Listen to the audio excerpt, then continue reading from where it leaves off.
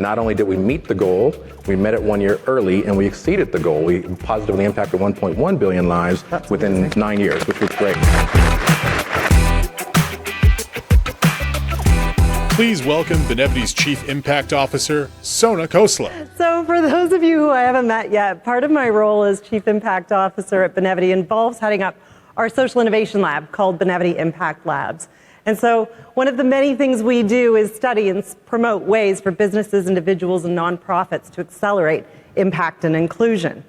And one of my favorite parts of my job is getting to the chance to sit down with courageous and inspiring leaders who are activating on their purpose to drive people to change.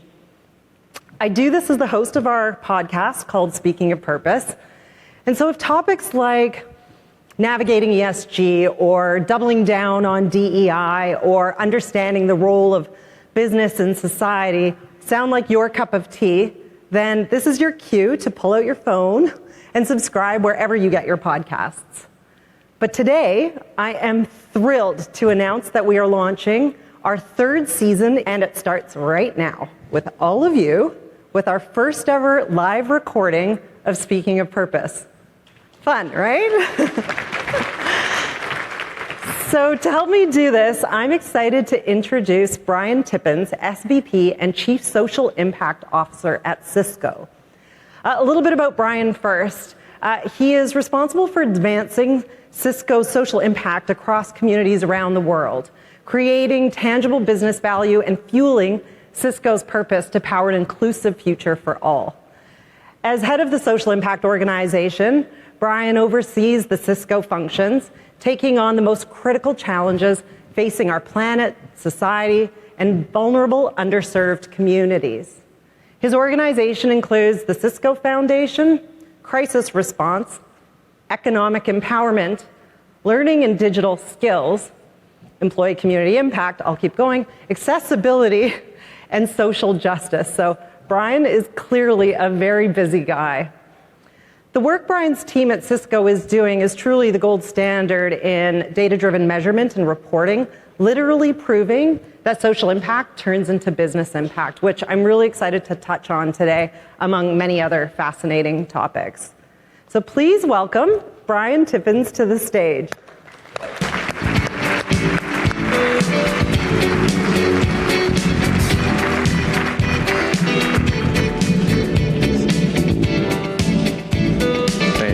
Thank you. I love that theme music. Thank you.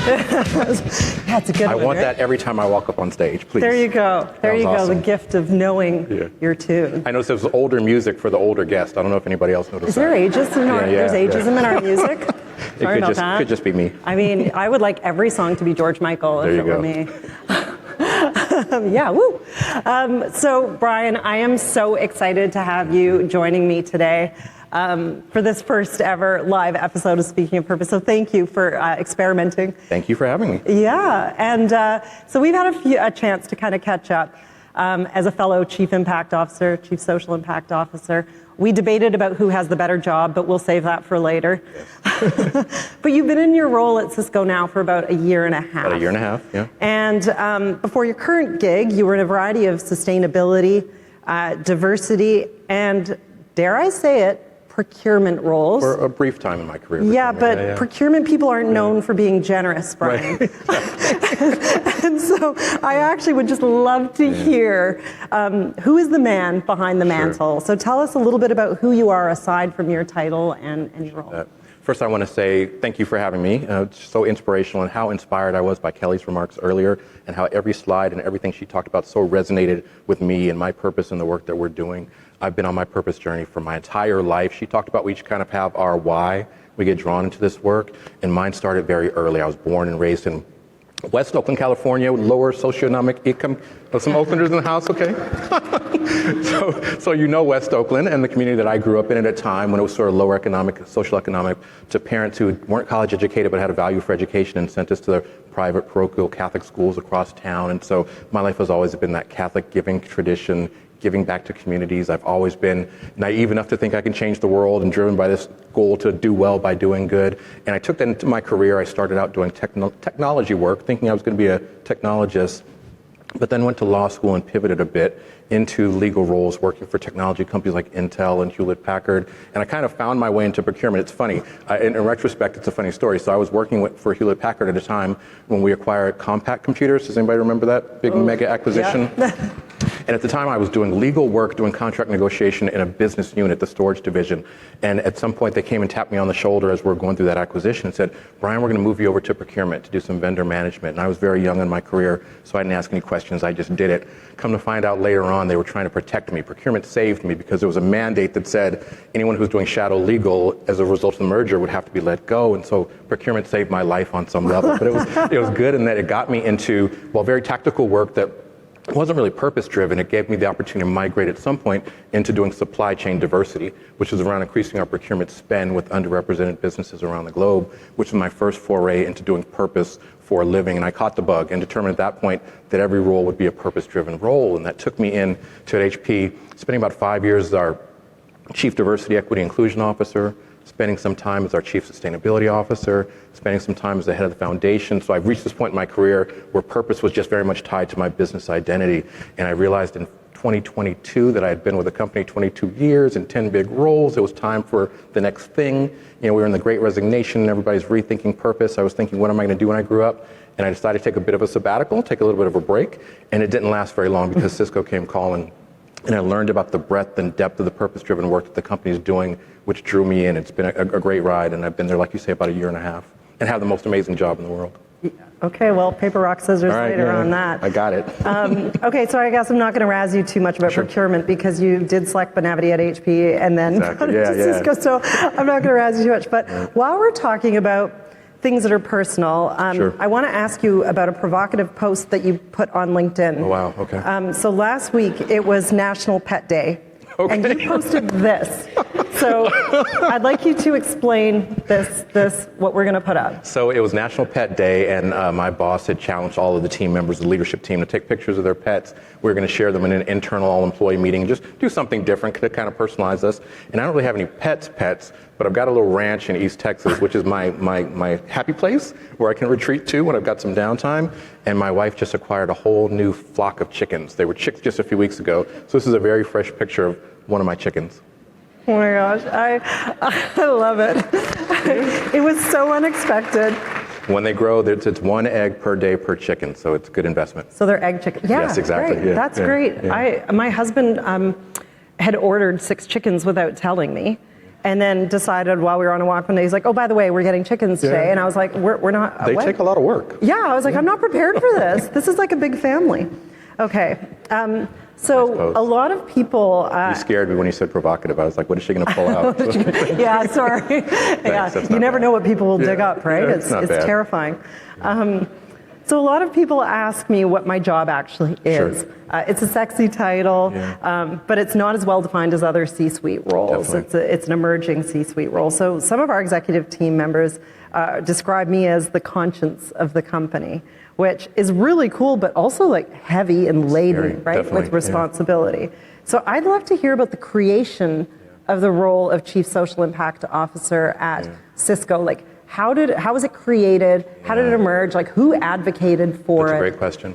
Yeah, and it's interesting because there's many of us with titles, call it Chief Purpose Officer, Chief Social Impact Officer, but I found in my journeys, and I'm sure you'll all agree, that we all do things slightly different. The portfolio that lives under our organizations is slightly different in each of our teams. Ours has been a bit of a journey. I mentioned I came in a year and a half ago and saw that, we're a very large company. We're 85,000 team members around the globe, and we are about 40 years old. We're going to celebrate our 40th anniversary this year. And so we had pockets of purpose all over the enterprise. And so a lot of the last year and a half has been pulling together those various pieces. It's quite a portfolio, as you mentioned.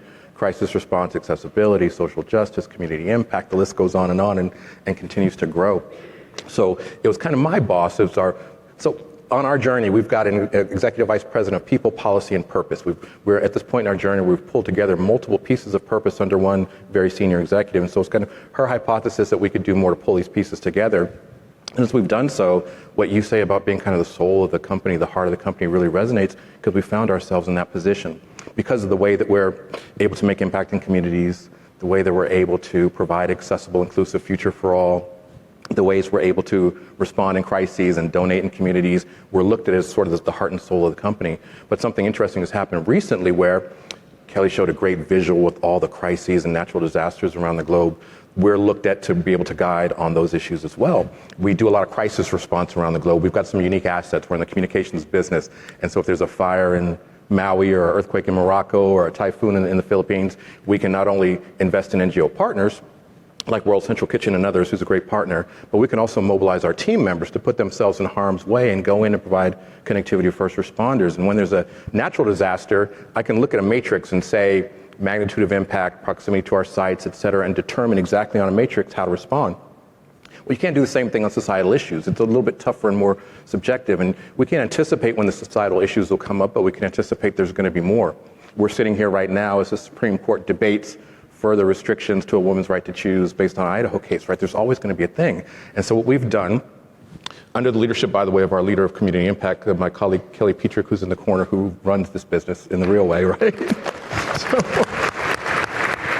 Under Kelly's leadership, we've put together a framework, a societal issues response framework, working across the enterprise, working with external crisis comms to build that sort of matrix and funnels. How do we respond when there's a societal issue?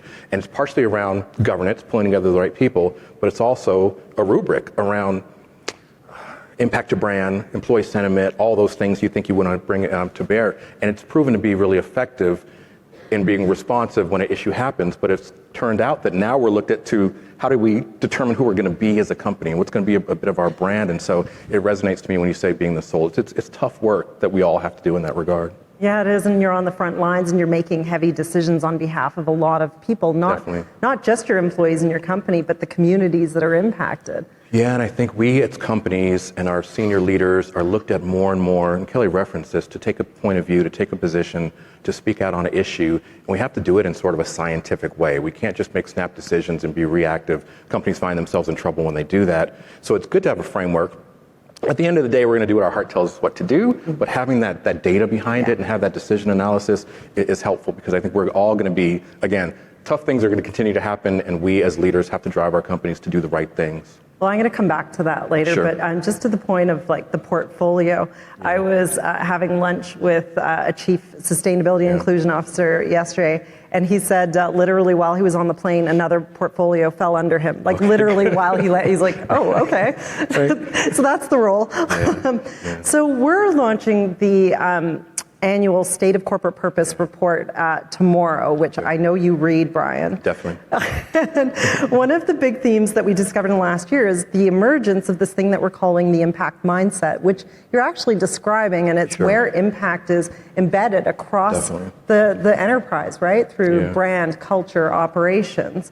And it's not just the siloed thing anymore, even though it's centrally maybe driven.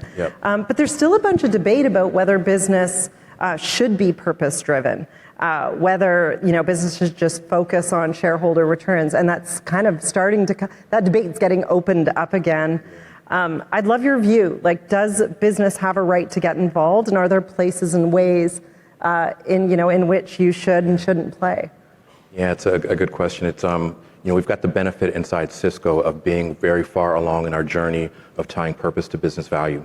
Our purpose as a company is to power an inclusive future for all. And we talk a lot about good for the world, good for business, and that helps, right? It's already kind of part of our DNA, and we live it every day.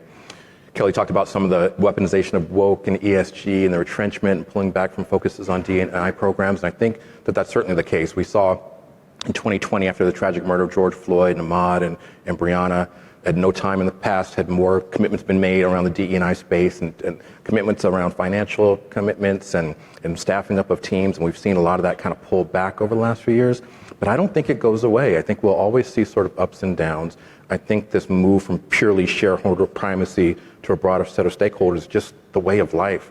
The terms might change. We might not call it ESG, but we're all around having carbon neutral aspirations and being an impactful force in our communities because it's the right thing to do, but also because it drives business value. I think our challenge as impact leaders is to be able to talk about the impact of lives, impacting communities, the work that we do that drives positive change, but importantly how it ties back to the work of the business. Otherwise, our programs are they're not as sticky as they could be. We've actually been working with Kelly on your team to Who's showcase. Amazing, by the way. Did I say she's Who's amazing? amazing? Yeah, amazing. to really showcase the correlation. You've done some deep data on, like, deep studying around the correlation around employee metrics. Can you just touch on that a little bit? Yeah, that's exciting. I think there's more upside potential. So Kelly's team helps drive for the enterprise community impact. Our focus, our Benevity at Core, our community impact portal, our focus on employee engagement, employee volunteerism, employee giving. And we set a metric a few years ago, an aspiration of every year, at least 80% of our team members taking an action, making a pledge, volunteering their community, at least one action. And every year, the past few years, we've far exceeded that. I think we're probably about 85% this year, which has my boss asking, well, maybe we should make the goal 90%, right? But it's an amazing goal and amazing that the work's being done. And while that's a target that we focus on and we publicize, we're very proud of, the question then becomes, well, what's the impact of that? And so her team did a longitudinal analysis across our enterprise over a couple of years and was able to identify that of people who took at least one action, attrition was lower than the rest of the enterprise, bonuses were higher, getting recognition from their teammates was higher, promotion rates were higher, right? It's great correlation. It's not causation, but it's correlation. But it starts us on this path of measuring what is the impact of social impact. What's the impact of volunteerism? What's the impact of employee engagement? We're working with Benevity to publish those results, and so everyone will have an opportunity to read more about that. But I'm excited about the impact journey that you're on, and I'm excited to work with you to do even more of that. What are the downstream economic impacts of the work that we do? Yeah, and that's definitely on our radar. As you know, where Kelly talks a lot about social outcomes reporting, but we do want to absolutely complement it with the other side, the heart and the brain again. Okay. What do you think are the toughest decisions you're going to make in the next, say, 3 to 5 years? So for us, we're on this journey. You mentioned quite a bit of a portfolio that we have. I think one of our biggest challenges now is how to weave all those together and begin to integrate around purpose. There's so much intersectionality between all those pieces: accessibility, crisis response, foundation, social justice, et cetera. I think one of our biggest decisions is what's our next big audacious goal or big ambitious goal that weaves all that together. It was great to see Kelly show the slide of the different organizations and their big ambitious goals. I'm glad that so many of us are doing that. We just were able to announce the completion of one of our goals. We had made an announcement in 2015. Our then fairly new CEO, Chuck Robbins, challenged us on a stage, didn't tell us before he was going to challenge us. We had long had this tradition of giving back. CEOs do that. Yeah, CEOs will do that, like at a big Benevity Live, make a big pledge on stage that they didn't tell us team members about. But we made this big ambitious goal to positively impact 1 billion lives in 10 years. And at that time, we really didn't even know how we were going to do it, but we knew it was the right thing to do. And we were able to announce last year through a lot of work with NGO partners, a lot of work through our skills development engine, Cisco Networking Academy, that not only did we meet the goal, we met it 1 year early and we exceeded the goal. We positively impacted 1.1 billion lives within 9 years, which was great. Now that's amazing, but what typically happens in companies like ours is the CEO says, that's great, I'm glad you met it, what's the next goal, right? And so we're actively trying to determine what's that next big audacious goal. And as we do, while it was great to have reached that goal, we learned some things. Kelly alluded to it earlier, that we, absent some consistent measures around impact, we employed a consultant to do some external analysis and assurance, and we learned that was great, so that we could say what we really did do. That was incredibly onerous, incredibly burdensome for our NGO partners, our nonprofit partners, and so we've learned not to do that again. I'm super excited about the impact work that Benevity is doing. You may be able to help us out on that journey, but I think that's one of the next big challenges. And then just again, given all the crises in the world, this is the year of the election, over 50 major countries with elections impacting a big portion of the world's population, contentious elections in the US, there's always going to be some things that we have to tackle. So just being ready. Just being ready. Just being ready. Big list. Exactly. Yeah, what's going on right now while we're on stage, right? Yeah, exactly. So we got almost through this entire conversation without talking about AI. Oh, wow, that's a record. So why don't we quickly talk about AI? Sure. Yeah, so what do you think about AI and how are you thinking about it in terms of the impact work that you do? I think a couple things. So we're a technology company and we're producing products for our end users. So we spend a lot of time in our company with our development teams thinking about responsible uses of AI, how we're having large language models that are representative, good data in, good data out. How are we being responsible and ethical? But we also think about it from an external facing point of view. How do we work with our nonprofit partners who may not have that level of tech savvy or capability to be able to think about AI implications in their own workforce? And so we make available to them our responsible AI toolkit and invest in their technology development. But most important, I think we can't leave anybody behind on this journey. We have to ensure that not only are all of us all the communities around the world represented in those models to kind of fuel the AI outputs, but also that we all play a role in development of new AI technologies. So we're investing quite a bit on skills development. We recently, in fact, it was only in early April, we signed on to in fact, we led the development of a new consortium. It's a AI-enabled ICT consortium. It's Cisco and a few other technology companies, Intel and IBM and Accenture and Eightfold and a few others, to make commitments around how we're going to take the most common IT roles, anticipate what changes they may need to upskill and reskill, and then focus and make commitments on what we're going to do there. Cisco, for example, we've committed to train 25 million in cybersecurity within the next 10 years. The other companies made similar commitments. So all that to say, we all have a role to play in making sure that there's a role for everyone to play in kind of this AI revolution. Yeah, that's great. That feels really true to the purpose of powering an inclusive future for all. Okay, Brian, a lot of folks in the room want your job, like not your job. Jobs are nice. It's the best job in the world. They're nice people. They're not gonna, but the role that you play, a lot of people are aspiring to become a chief impact officer. And so I just love, like, what's your one piece of advice that you'd give to the people in this room in that journey? I'd say start with the end in mind. Again, none of our roles are exactly the same, but there's some commonality between the different kind of work streams inside of our teams. I'd say start with a vision of where you think you want to be. Identify what skills you need that are lacking. If you've spent your entire career around community impact, maybe there's an opportunity to do a little bit of work on the crisis side or on the accessibility side or some of these adjacent teams. And also, I'd say work the value of your network. This is an incredibly powerful network, so spend time here not just listening to the incredibly compelling words of our speakers on stage, but also to spending the time kind of building your network and leveraging those networks. Yeah, I absolutely think that's one of the most powerful things is the community. Definitely. Oh, thank you. Thank you so much for joining us. Thank you. Thanks for the conversation. Thank you. It's so great. Thank you.